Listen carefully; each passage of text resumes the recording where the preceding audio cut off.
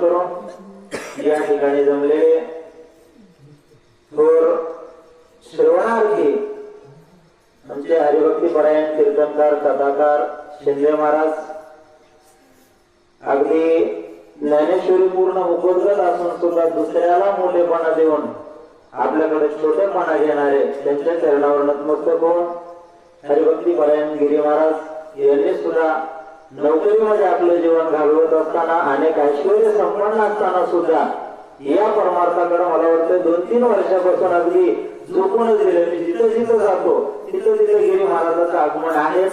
त्यांच्याही चरणावर नतमस्तक होऊन तुमच्या गावचे सूचक मला नाव काय माहित नाही आता तोंड ओळख झाली त्यांच्याही चरणावर नतमस्तक होऊन सगळ्यांच्याच ऐकणाऱ्या श्रोत्यांच्या चरणावर नतमस्तक होऊन सगळ्यात महत्वाची गोष्ट आहे तुमच्या गावामध्ये तुमच्या म्हणण्यापेक्षा तर माझ्याच म्हणायला हरकत नाही कारण हाकेवरचं गाव आहे.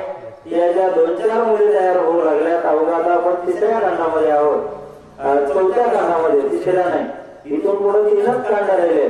त्याच्यामुळे यांना थोडस घट करा कसं घट करता येईल कसं यांना प्रोत्साहन देता येईल याचा विचार करून थोडस लक्ष घाला.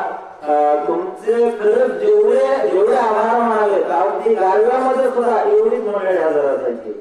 हेच आपलं इतकेच लोक किती कडाक्याची जरी थंडी असली तरी एवढेच लोक हजर असायचे. मलाही काय येत आलं नाही काल आमचं पाप आडवं आलं पाप आडवं आलं कलमला गेलो पटकन मागे यायचं पण ते पाप कायचा राहणार आणि त्याच्यामुळे उशीर झाला म्हणून काय येत आलं नाही म्हणून आज या ठिकाणी हजर झालो आणि प्राप्त होईना होता तुम्ही मला या ठिकाणी प्रसाद देऊ लागला त्याबद्दल तुम्हाला सर्वांचे आभार असो. तथानुसंधान असं आहे की या ठिकाणी तो उशिरात राहणार असणारा ब्रह्मदेवाचा जरी असला तरी हे पोरग इकून एक लहानाचं पोरग तिकडं पळून तिकडं पळत अशा अवस्था त्याची झालेली होती म्हणून त्याला असणार श्रीको प्राप्त झालं.